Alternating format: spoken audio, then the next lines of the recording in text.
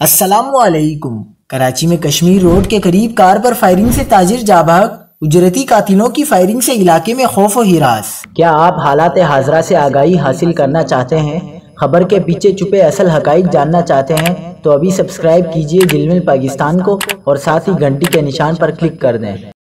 آپ کو بتاتے چلیں کہ کراچی کے ڈسٹرکٹ ایسٹ میں مبینہ ٹارگٹ کلنگ کے واقعے میں شہری جاں بحق ہو گیا۔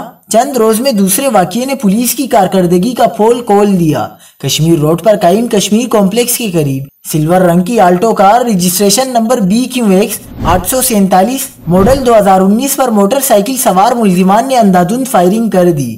گاڑی میں سوار 42 سالہ عامر ولد ہارون جاں بحق ہو گیا۔ مقتول کی صدر میں جویلرز کی دکان ہے۔ مقتول جس گاڑی میں سوار تھا وہ اس کے نام پر رجسٹرڈ تھی۔ مقتول کی جیب سے ملنے والے شناختی کارڈ پر اس کا موجودہ پتہ flat number A90 street number 6 Gulshan Iqbal block 13C ضلع شرقی، جبکہ مستقبل پتہ فلیٹ نمبر B5 ابصرہ اپارٹمنٹ گلشن اقبال بلاک 14 ضلع شرقی درج تھا۔ DSP کیسر علی شاہ نے بتایا کہ ابتدائی طور پر شبہ ہے کہ واقعے میں اجرتی قاتل ملوث ہو سکتے ہیں۔